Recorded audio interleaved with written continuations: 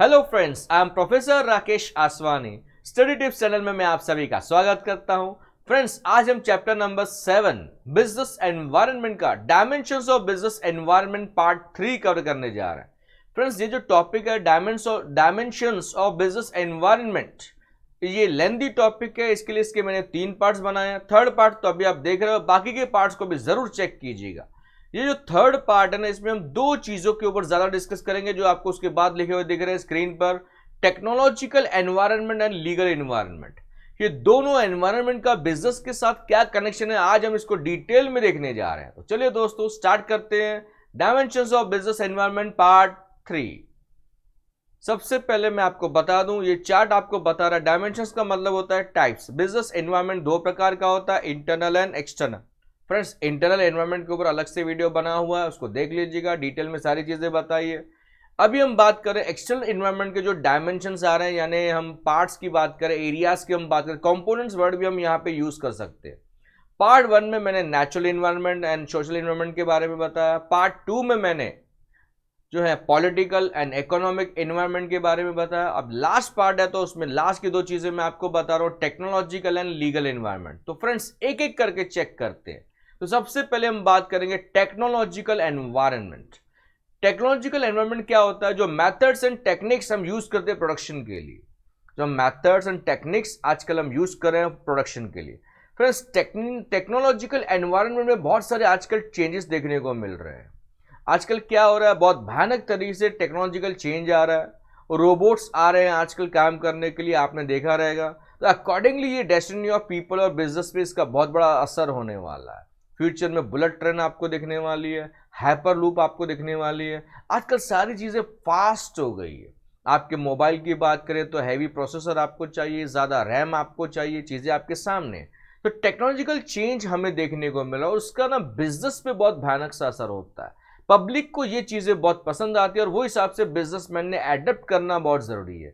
Friends, last point देखिए, technological changes are very fast. Yes, ये तो सही बात है कि आजकल टेक्नोलॉजिकल जो चेंजेस हैं वो बहुत स्पीड से आ रहे हैं। वो हिसाब से बिजनेसमैन ने अडॉप्ट करना है, वो हिसाब से टेक्नोलॉजिकल चेंजेस अपने बिजनेस में लाने पड़ेंगे। बेस्ट एग्जांपल देता हूँ नोकिया का।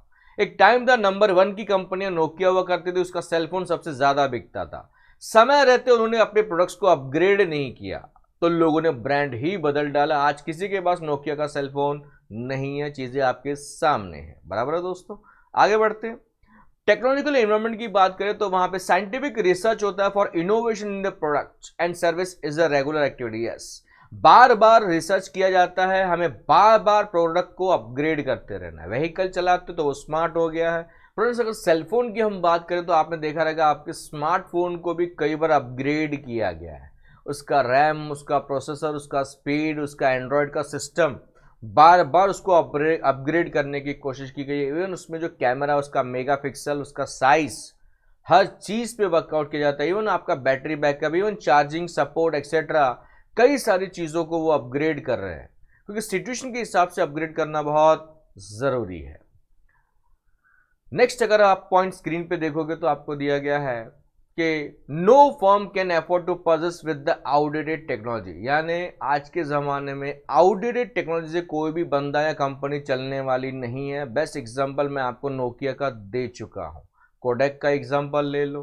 आज कोडेक जो नंबर 1 की पहले कंपनी हुआ करती थी, उसके फोटोज़ वगैरह बहुत अच्छे से चलते थे, आज उसकी जगह कैनन और बाकी चीज़ें आ गई है क्योंकि आज चीज़ें डिजिटल ज़्यादा हो रही है। वही आपको एग्जांपल में भी लास्ट लाइन में दिया हुआ है कि डिजिटल इंडिया का कंसेप्ट चल रहा है। अब कोरोना की वजह से ज़्यादा चीज़ें ऑनलाइन में ज़्यादा बिक रही है, पैसा वगैरह ऑनलाइन से ज़्यादा ट्रांसफ़र हो रहा है, चीज़ें आपके सामने है। और सरकार भी इस तरह का इनिशिएटिव ले रही है कि हमें टेक्नोलॉजिकल चेंजेस लाने बहुत ज़रूरी है। पैसे का रिकॉर्ड भी ऑटोमेटिक आ जाता है, लेन देन भी आसानी से होता है, बीमारी से भी हम बच सकते हैं, हमें कहीं जाने की भी ज़रूरत नहीं है, हिसाब किताब रखने की भी जरूरत नहीं है, सब ऑटोमेटिक रिकॉर्ड हो जाता है। अब ऑनलाइन पैसा ट्रांसफर कर सकते हो अपने मोबाइल से, अपने कंप्यूटर से, कार्ड से एक्सेट्रा, सब चीज़ें आपको पता है। तो किस तरह से वो इम्पैक्ट हमें देखने को मिल रहा है। आगे बढ़ते हैं दोस्तों। Next is short note on legal environment. ये लास्ट डायमेंशन है फ्रेंड्स। लीगल इन्वायरमेंट क्या होता है? इसको हम रेगुलेटरी इन्वायरमेंट भी कहते हैं।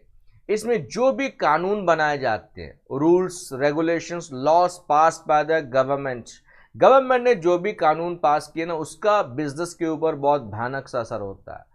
पूरे वर्ल्ड में जितने भी देश हैं, हर देश में अलग अलग कानून है for direction and control of business. Business को कंट्रोल करने के लिए, डायरेक्शन देने के लिए हर देश के कानून अलग अलग है। All business manager should have the knowledge. हर एक बिजनेसमैन को, बिजनेस मैनेजर को इसका नॉलेज होना चाहिए लॉ का, ताकि अकॉर्डिंगली उसको डिसीजन लेने में आसानी हो। स्क्रीन पे कुछ एक्ट आपके सामने बताए गए हैं, जितने याद हो उतने लिखिएगा। For example, Indian contract act 1872। दो लोगों के बीच में जब कोई करार होता है, एग्रीमेंट होता है, तो उसका कॉन्ट्रैक्ट एक्ट कब बनाया गया था? 1872 में बनाया गया था। अब फ्रेंड्स, उसको 2017 वहां पे लिखा। ये जो ब्रैकेट में चीजें लिखी है, उसके नीचे लास्ट में येलो कलर में एक लाइन है। जो भी ब्रैकेट में यस बताए गए, या तो उसमें अमेंडमेंट यानी चेंजेस किए गए हैं, या फिर चेंजेस करने को बोला गया है। बोला गया हो भी सकता है, नहीं भी हो सकता है, वो डिपेंड्स। तो इंडियन कॉन्ट्रैक्ट एक्ट 1872 की हमने बात की। 2017 में उसको अमेंडमेंट बोला गया था। Workmen's compensation act 1923। Workman compensation act क्या होता है? कल को कोई एम्प्लॉय की डेथ हो गई, इंजरी हो गई कंपनी में काम करते समय, तो उसको बेनिफिट मिलना चाहिए, कॉम्पेंसेशन यानी पैसा मिलना चाहिए। तो 1923 का एक्ट है। 2010 वहां पे अलग से यह दिया गया है, या तो उसमें अमेंडमेंट किया रहेगा या फिर उसमें प्रपोज अमेंडमेंट है। क्लियर है? Industrial dispute act 1947। Industrial dispute act यानी अगर इंडस्ट्री में कुछ डिस्प्यूट या कुछ प्रॉब्लम होती है तो उससे रिलेटेड कई सारी बातें।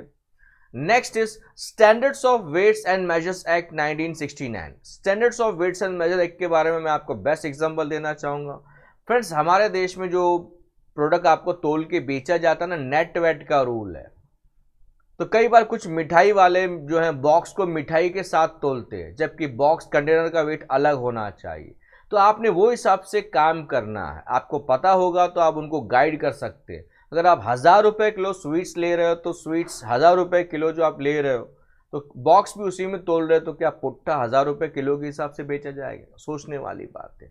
तो ये आपको पता होना चाहिए। सरकार ने ऐसे कई सारे कानून बना के रखे। अब इतने सारे कानून अच्छे से काम नहीं कर रहे हैं, इसके लिए कंज्यूमर प्रोटेक्शन एक्ट 1986 पास किया। अभी उसको प्रपोजल रखा गया था 2018 में, उसको पास कर लिया गया। 2019 में उसको अपग्रेड किया गया, कंज्यूमर प्रोटेक्शन एक्ट 2019 करके।